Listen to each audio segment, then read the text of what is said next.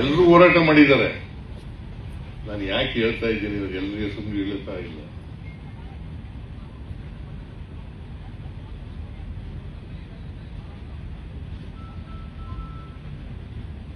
ಈಗ 82ರಲ್ಲಿ ಚಾಲೆಂಜ್ ಮಾಡಿದ್ರು. ಇದು 90 ಇಂದಿರಾ ಸಹಾನಿ ಕೇಸ್ 92ರಲ್ಲಿ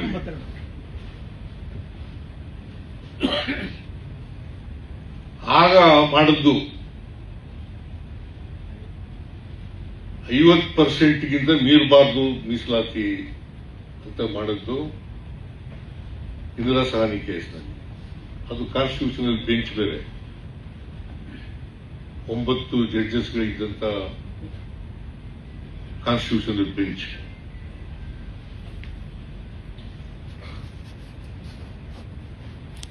ಅಲ್ಲಿ ತೀರ್ಮಾನ ಆಯಿತು, ಮೀಸಲಾತಿ ಮಾಡಬಹುದು, ಮಂಡಲ್ ಕಮಿಷನ್ ವರದಿ ಜಾರಿ ಮಾಡಬಹುದು, ಜಾತಿಯ ಆಧಾರದ ಮೇಲೆ ಆಗಿರ್ತಕ್ಕಂಥ ಮೀಸಲಾತಿ ಸಂವಿಧಾನಬದ್ಧವಾಗಿದೆ. ಯಾಕಂದ್ರೆ ಕಾಕಾ ಕಲೇಕರ ವರದಿ ತಿರಸ್ಕಾರ ಆದದ್ದು ಜಾತಿ ಆಧಾರದ ಮೇಲೆ ಆಗಿದೆ ಅಂತ ಅನ್ನೋ ಕಾರಣಕ್ಕೋಸ್ಕರ.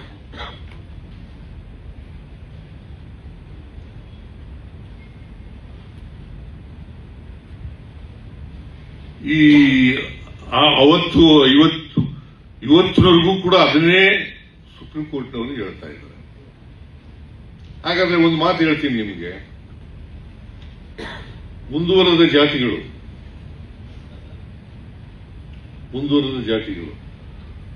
ಅವರಿಗೆ ಆರ್ಥಿಕವಾಗಿ ದುರ್ಬಲರಾಗಿರ್ತಕ್ಕಂಥವರಿಗೆ 10% ಮೀಸಲಾತಿ ಕೊಟ್ಟರು.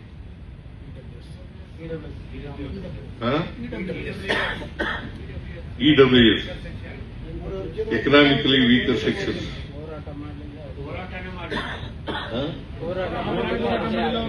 ಸುಪ್ರೀಂ ಕೋರ್ಟ್ನಲ್ಲಿ ಅಪೀಲ್ ಆಗ್ಬಿಡ್ತು. ಅದು 50%ಗಿಂತ ಜಾಸ್ತಿ ಆಗಲಿಲ್ವಾ ಮೀಸಲಾತಿ?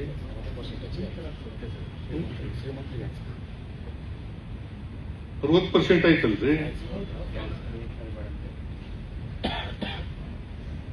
ಈಗ 50%ಗಿಂತ ಜಾಸ್ತಿ ಆಗಬಾರದು ಅಂತ ಇದೆ. ಅದಕ್ಕೆ ನಾವು ಮೀಸಲಾತಿ ಸುಪ್ರೀಂ ಕೋರ್ಟ್ನಲ್ಲೂ ಬರಬೇಕು, ಹೈಕೋರ್ಟ್ನಲ್ಲೂ ಬರಬೇಕು, ಎಲ್ಲ ನ್ಯಾಯಾಲಯಗಳಲ್ಲೂ ಬರಬೇಕು.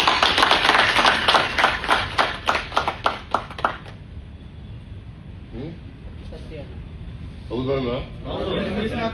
ನಾವು ಹೋರಾಟನೇ ಮಾಡಿಲ್ಲ.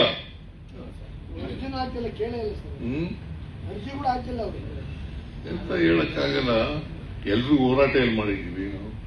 ಅಲ್ಲಿ ಇಲ್ಲಿ ಸ್ವಲ್ಪ ಮಾಡಿರ್ಬೋದು. 10% ಮೀಸಲಾತಿ ಕೊಟ್ಟು 56% ಮೀಸಲಾತಿ ಕೊಡಬೇಕು ಅಂತ ಸಂವಿಧಾನ ತಜ್ಞರೇ ಹೇಳಿರ್ತಕ್ಕಂಥದ್ದು. ಆಗಿದೆಯಾ?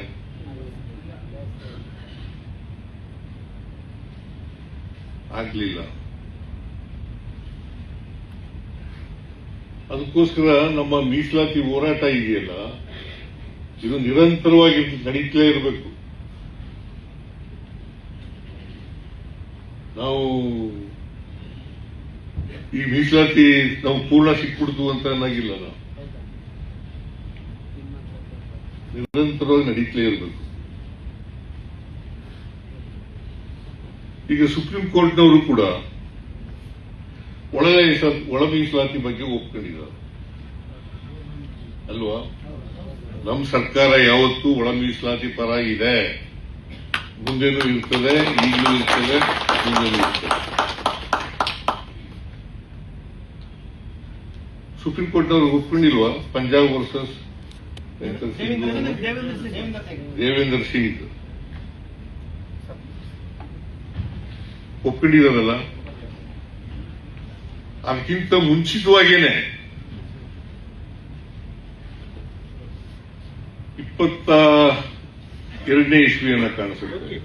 ಚಿತ್ರದುರ್ಗದಲ್ಲಿ ಒಂದು ಸಮಾವೇಶ ನಡೆಯಿತು ಕಾಂಗ್ರೆಸ್.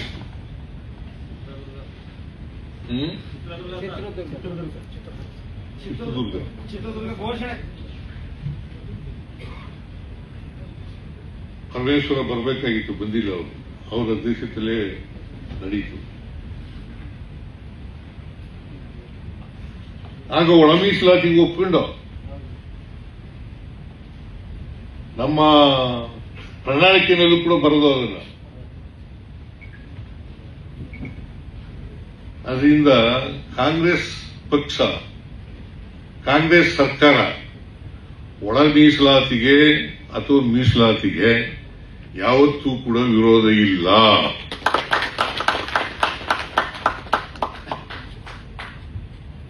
ನಾವು ಏನಪ್ಪ ತಪ್ಪು ಮಾಡ್ತೀವಿ ಅಂತಂದ್ರೆ, ಯಾರು ಪರ ಇದ್ದೀವಿ, ಯಾರು ಪರ ಇಲ್ಲ, ಮೀಸಲಾತಿ ವಿರೋಧಿಗಳು. ಈಗ ಎಲ್ಲರಿಗೂ ಮೀಸಲಾತಿ ಸಿಕ್ಬಿಟ್ಟದೆ. ಈಗ ಯಾರು ಎಲ್ರಿಗೂ ಮೀಸಲಾತಿ ಸಿಕ್ಬಿಟ್ಟಿದೆಯಲ್ಲ. ಈಗ 10% ಆದ್ಮೇಲೆ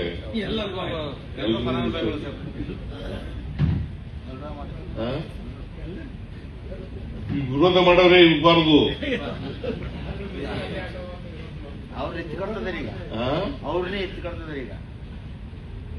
ಆದ್ರೆ ಮೀಸಲಾತಿ ಯಾರಿಗೆ ಸಿಕ್ಬೇಕೋ ಅವ್ರನ್ನೇ ಗುಂಪು ಮಾಡ್ಬಿಡೋದು, ಅವ್ರನ್ನೇ ಹೊಡೆದಾಕ್ಬಿಡೋದು. ಇವ್ರ ಮೇಲೆ ಅವರು, ಅವ್ರ ಮೇಲೆ ಇವರು. ಅದಕ್ಕೆ ನಮ್ಮ ಬಸವರಾಜ್ ಹೇಳಿದ್ರಲ್ಲ, ಮೀಸಲಾತಿಗೆ ಯಾವತ್ತೂ ಕೂಡ ಭಿನ್ನಾಭಿಪ್ರಾಯ ಬರಬಾರದು. ಶೋಷಿತ ವರ್ಗದ ಜನರಲ್ಲಿ ಮೀಸಲಾತಿಗೆ ಯಾವತ್ತೂ ಕೂಡ ಭಿನ್ನಾಭಿಪ್ರಾಯ ಬರಬಾರದು. ಮೀಸಲಾತಿ ಪರವಾಗಿಯೇ ಇರಬೇಕು. ಕೆಲವರು ಸ್ವಾರ್ಥಕ್ಕೋಸ್ಕರ ಮೀಸಲಾತಿ ವಿರುದ್ಧವಾಗಿರ್ತಕ್ಕಂಥ ಜನರ ಜೊತೆಲೇ ಸೇರ್ಕೊಂಡ್ಬಿಡೋದು. ಅದಾಗಬಾರ್ದಲ್ವ,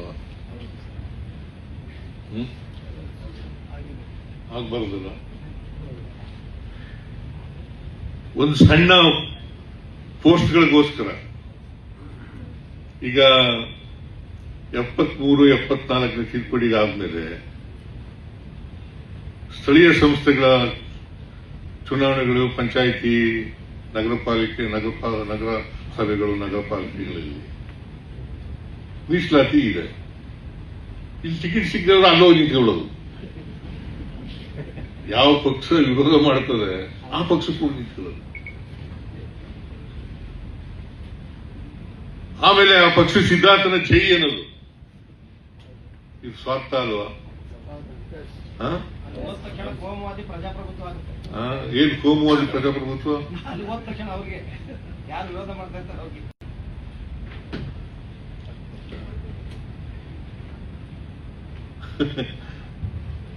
ಇದು ಸ್ವಾರ್ಥ.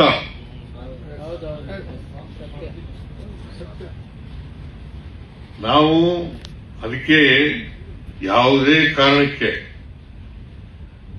ಮೀಸಲಾತಿ ಪರ ಇರೋರು ಮೀಸಲಾತಿ ವಿರೋಧಿಗಳು. ಮೀಸಲಾತಿ ಪರ ಯಾರಿದ್ದಾರೆ ಅವ್ರನ್ನ ಗುರುತಿಸ್ಕೋಬೇಕು. ಮೀಸಲಾತಿ ವಿರೋಧಿಗಳಿದ್ದಾರೆ ಅವ್ರನ್ನು ಕೂಡ ದೂರ ಆಗಿರತಕ್ಕಂಥ ಕೆಲಸವನ್ನು ಮಾಡಿ.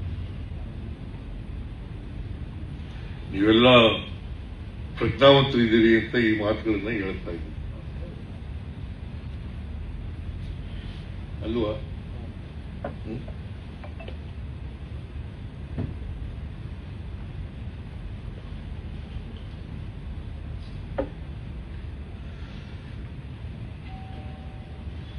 ಯಾವುದೇ ಕಾರಣಕ್ಕೆ ಮೀಸಲಾತಿ ಹೋರಾಟಗಾರರಿದ್ದಾರಲ್ಲ ಅವರಲ್ಲಿ ಭಿನ್ನಾಭಿಪ್ರಾಯಗಳು ಬರಬಾರದು. ರಾಜಕಾರಣಕ್ಕೋಸ್ಕರ, ಸ್ವಾರ್ಥಕ್ಕೋಸ್ಕರ ಭಿನ್ನಾಭಿಪ್ರಾಯಗಳು ಬಂದು ಅದಕ್ಕೋಸ್ಕರ ಇಡೀ ವ್ಯವಸ್ಥೆಯನ್ನೇ, ನಮ್ಮ ಗುರಿ ಏನಿದೆ ಆ ಗುರಿನೇ ಹಾಳು ಮಾಡ್ತಕ್ಕಂಥ ಕೆಲಸ ಮಾಡಬಾರ್ದು.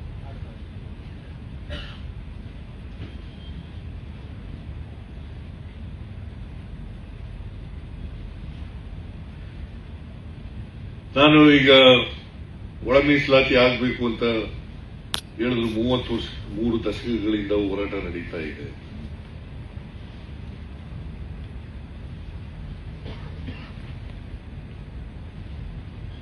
ಸುಪ್ರೀಂ ಕೋರ್ಟ್ ಡಿಸಿಷನ್ ಬಂದ ಮೇಲೆ ಪಂಜಾಬ್ ವರ್ಸಸ್ ದೇವೇಂದ್ರ ಸಿಂಗ್ ಬಂದ ಮೇಲೆ ಇದಕ್ಕೆ ಚಾಲನೆ ಸಿಕ್ತು ಎಲ್ಲ ಕಡೆ. ಅದರ್ವೈಸ್ ಹಿಂದೆ ಇರಲಿಲ್ಲ. ಇದಕ್ಕೆ ಚಾಲನೆ ಸಿಕ್ತು. ನಾನು ಹೇಳಿದೆ ಸುಪ್ರೀಂ ಕೋರ್ಟ್ ಡಿಸಿಷನ್ ಬಂದ ತಕ್ಷಣ ನಮ್ಮ ಸರ್ಕಾರ ಒಳ ಮೀಸಲಾತಿಯನ್ನ ಜಾರಿ ಮಾಡ್ತದೆ ಅಂತ ಹೇಳಿದೆ. ಹೇಳಿದಿನ ಇಲ್ಲ?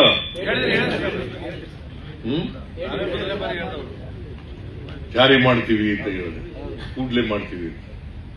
ಅದು ಬಂದ ಮೇಲೇನೆ ನಾಗಮೋಹನ್ ದಾಸ್ ಅವರು ಕಮಿಟಿ ಮಾಡಿದ್ರು, 1 ಮ್ಯಾನ್ ಕಮಿಷನ್ ಮಾಡಿದ್ದು ಆಗ್ಲೇನೆ.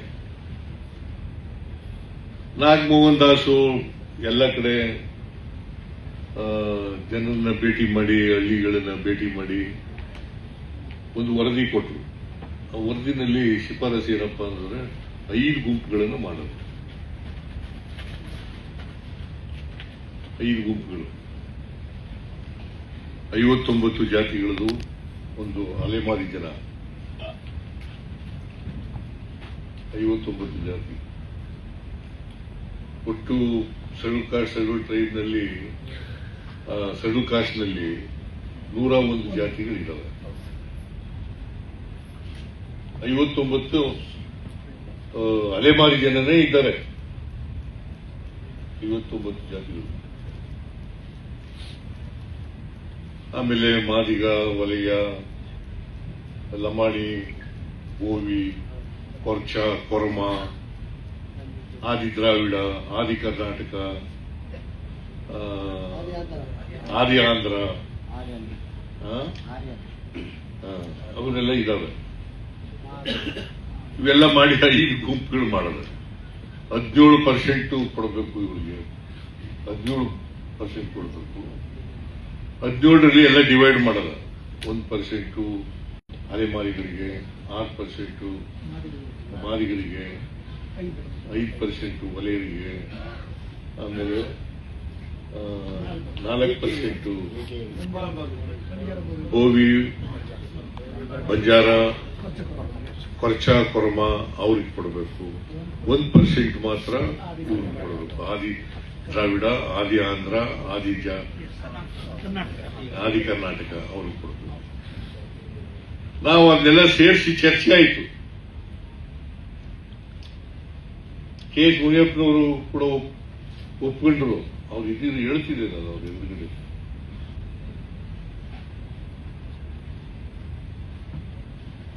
ಆಗ ಒಪ್ಕೊಂಡು ನಾವು 5 ಕೊಟ್ಟಿದ್ರಲ್ಲ, ಅದು 3 ಮಾಡೋದು. 6, 6, 5 ಅಲ್ಮಾರಿಗಳನ್ನ ಇವ್ರ ಜೊತೆ ಸೇರಿಸ್ಬಿಟ್ಟು ಗೋವಿ, ಬಂಜಾರ ಇವ್ರ ಜೊತೆ ಸೇರಿಸ್ಬಿಟ್ಟು ಅದು ಸರಿ ಇಲ್ಲ ಅಂತ ಆಯ್ತು. ಆಮೇಲೆ ಇದು ಮೀನ್ವೈ ಕೆಲವರು 56% ಹೈಕೋರ್ಟ್ನಲ್ಲಿ ಇದಾಕಿದ್ರು. ಅದೇನ್ರಿ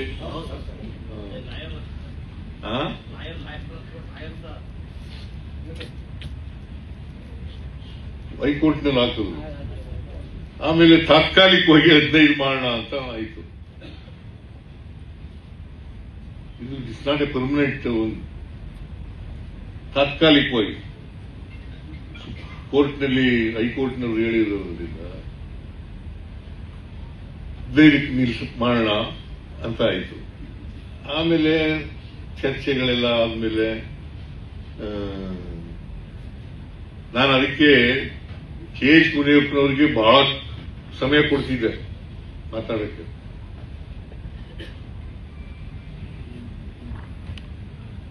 ಅವ್ರು ಹೇಳಿದಾಗೆ ಮಾಡ್ತಿದ್ದರು. ಯಾಕಂದ್ರೆ ನಿಮ್ ಜೊತೆಲ್ಲ ಚರ್ಚೆ ಮಾಡಿದ್ದಾರೆ ಅಂತ ನಾನು ಅನ್ಕೊಂಡಿದ್ದೆ.